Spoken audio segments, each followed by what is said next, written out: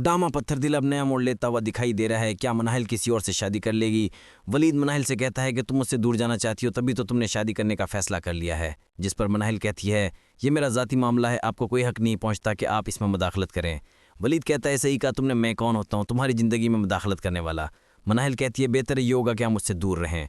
वलीद कहता है कि तुम्हें क्या लगता है कि तुम मेरे सामने नहीं आओगी, मुझे दिखाई नहीं दोगी, तो क्या मैं तुम्हें भूल जाऊँगा?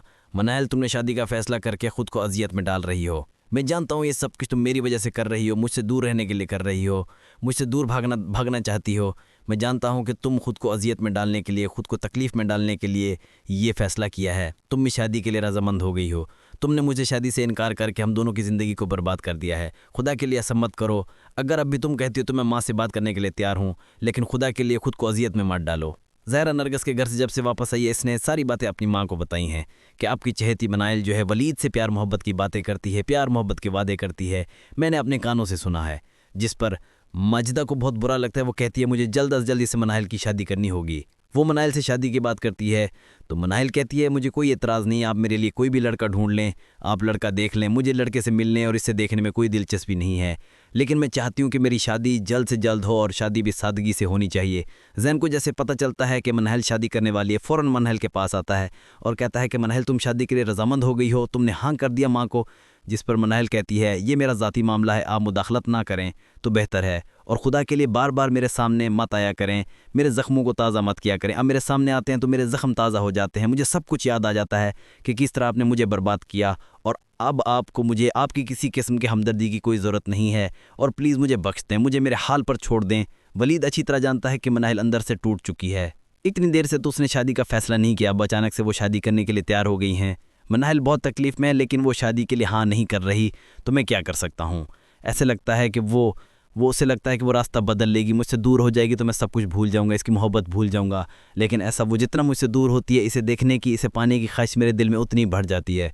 दूसरी तरफ शिबा हनान से कहती है कि हनान बाबा शादी के लिए मान गए, लेकिन एक शर्त रखी है उन्होंने, वो चाहते हैं कि तुम घर दामाद बन जाओ क्योंकि मैं उनकी इकलौती औलाद हूँ।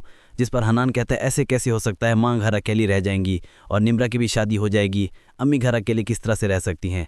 जिस पर शिबा कहती है, मुझे नहीं पता, लेकिन अगर तुम्हें मुझसे शादी करनी है तो मेरे बाबा की शर्त माननी पड़ेगी। वो घर आ जाता है, अपनी माँ को बताता है कि शिबा के बाप ने ये शर्त रखी है। जिस पर उसकी माँ कहती है कि कुछ भी करके तुम्हें इस बात पे उसे मनाना होगा कि जहाँ मैं रहूँगा वहीं मेरी माँ रहेगी, और मैं अपनी माँ को अपने साथ रखना चाहता हूँ।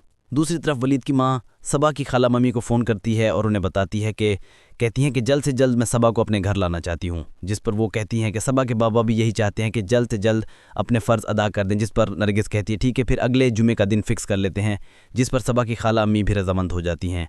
नरगिस बहुत खुश होती है कि इस दिन का मुझे बरसों से इंतज़ार था।